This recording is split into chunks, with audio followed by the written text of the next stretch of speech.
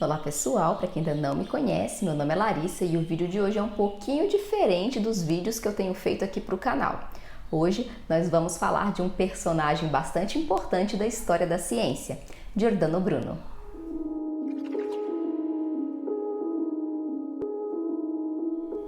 Já deixa o seu like nesse vídeo e se inscreve no canal se você ainda não é inscrito.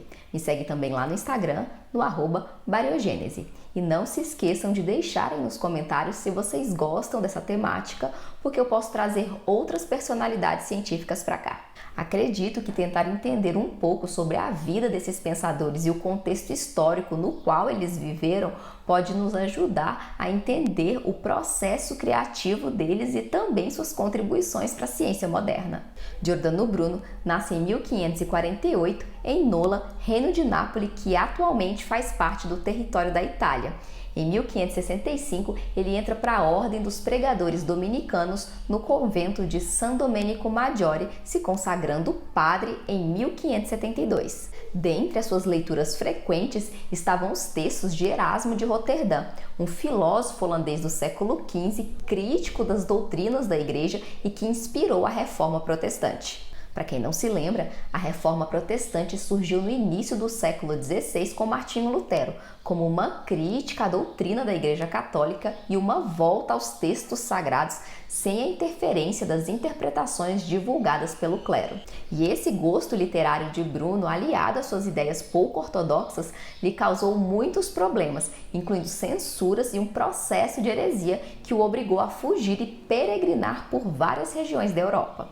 Pouco tempo depois, Bruno é excomungado e adere ao calvinismo, uma outra vertente do protestantismo, mas também se indispõe com essa vertente religiosa e foge mais uma vez. Ou seja, a essa altura, as ideias de Bruno parecem incomodar a todos. Em 1591, Bruno retorna à Itália em um movimento bastante arriscado, a convite do veneziano Giovanni Mocenigo, a fim de ensiná-lo a arte da memorização.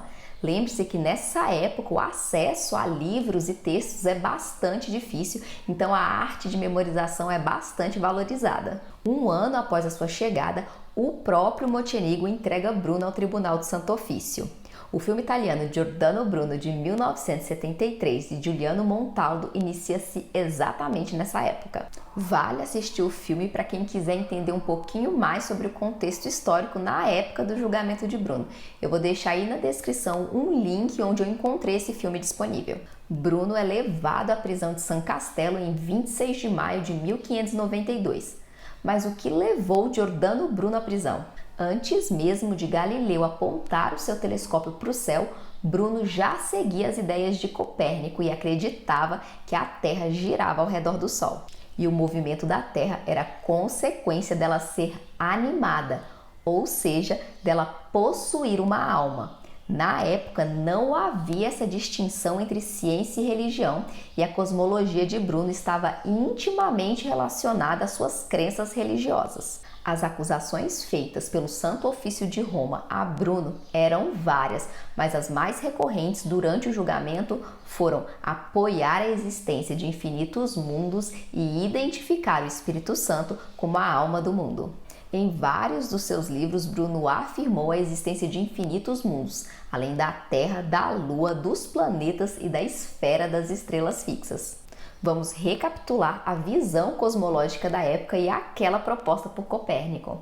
Para Aristóteles, o universo é composto de dois mundos, o sublunar, abaixo da esfera da Lua, o qual sofre mudanças e transformações contínuas, e o supralunar, imutável, que contém a esfera das estrelas fixas.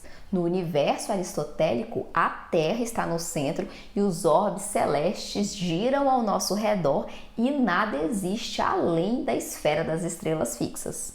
Para que os orbes celestes não caíssem sobre nossas cabeças, Ptolomeu introduz a ideia de abóbadas de cristal que circundavam a Terra com raios distintos e seguravam esses corpos celestes. Teríamos então 8 abóbadas, da mais próxima até a mais afastada de nós: Lua, Mercúrio, Vênus, Sol, Marte, Júpiter, Saturno e a das estrelas distantes, todas fixas numa mesma abóbada.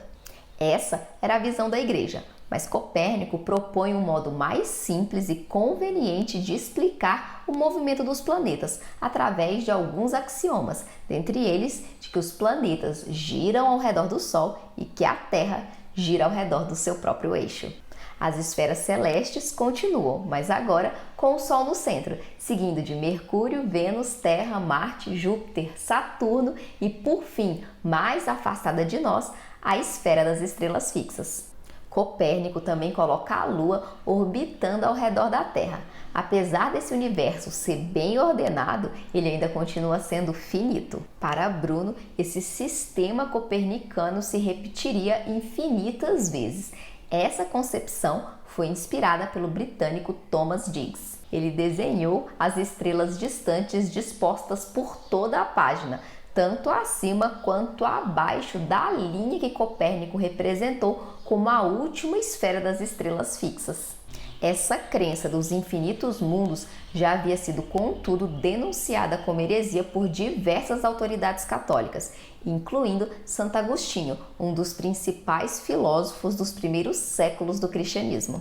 Bruno também escreve em seus livros que a Terra tem alma e que o universo tem um espírito e que a nossa própria alma deriva da alma da Terra.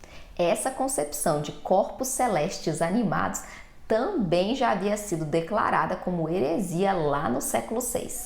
O crime de heresia era considerado o pior dos crimes, ainda pior que um assassinato, por ser um crime contra Deus.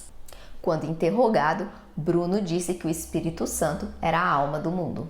Suas ideias sobre os muitos mundos e principalmente sobre a alma do mundo está intimamente relacionado com sua crença de que a Terra está em movimento. A sentença foi proferida pelo Papa Clemente VIII após 7 anos de julgamento. Bruno foi condenado à pena máxima, sendo queimado vivo aos 52 anos, no dia 17 de fevereiro de 1600, em Campo de Fiore, Roma.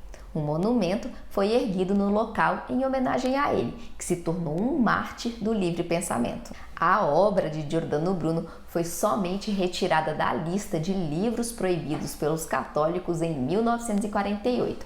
O cardeal Bellarmino, um dos inquisidores de Bruno, foi canonizado em 1930. Se você já leu algum texto de Giordano Bruno, deixa aí nos comentários. E se tem alguma outra personalidade científica que você quer conhecer um pouquinho mais, deixa aí que eu trago em outro vídeo aqui pra gente.